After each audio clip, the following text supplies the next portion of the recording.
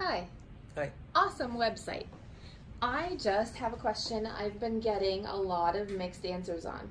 I'm replacing my pool liner and my coping, but every person that comes in says they can't just replace the coping, they would have to replace my entire pool area. I'm assuming this means Deck. concrete. Mhm. Is this true, and does pool coping on my liner pool affect the new liner in any way? It's a great question. And while I kind of agree with the people that have come in and said that you want to take your whole patio out, you don't necessarily have to. What I've done successfully in the past is cut this much behind the coping all the way around the pool and break that out, remove the coping, put new coping, and then re-pour a little ribbon of concrete that's just this wide around the pool. While it's effective, it's unsightly. So if you want it to look really good because you're spending this money redoing your coping, redoing your liner, you might want to consider spending all the money it's going to take to make it all look good again. Because with the new coping and new liner, the pool virtually looks new, except for now you've got this old concrete, which the concrete might be fine or the patio might be fine, but then you have something, whether it's a 6-inch, and if you go 6 inches, you run the risk of all kinds of other problems. But if you go 3 inches, you could cut that out and hope that as they're breaking that out, they're not chipping the old existing concrete. Is it possible? Yes. Is it ideal? No.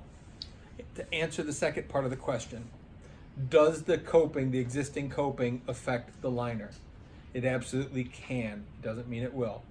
What happens in coping, and either this is the bullnose coping, concrete's poured into it, or it's a flat mount coping and concrete's poured into it, is if you look at the profile of it, there's a little lip.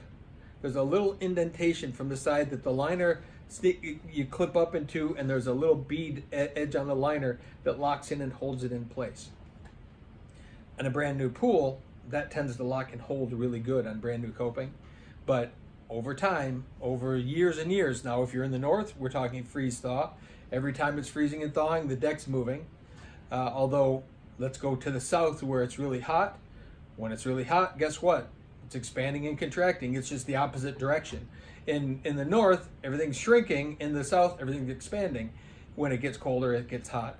So either way, what happens is that coping takes some abuse. It kind of moves with the patio a little bit, and it'll weaken that edge. And sometimes that edge isn't strong enough to hold the liner in long term. And that's why they make liner wedges and other things to help hold them in. So that liner, that coping, in fact, does affect the liner. It's just that someone would have to assess, is this coping going to be able to hold the liner in long term, or am I going to have to figure out a wedge system to put in there? We've seen all kinds of crazy things, and we've done all kinds of crazy things over the years. When corners of liners, the bead has been broken out almost completely, we've had to use stacks of pennies and all kinds of weird things to kind of hold it in place. So if you can do the whole thing, do the whole thing. If you can't, just understand the drawbacks of not doing everything might lead you to some additional long-term repairs.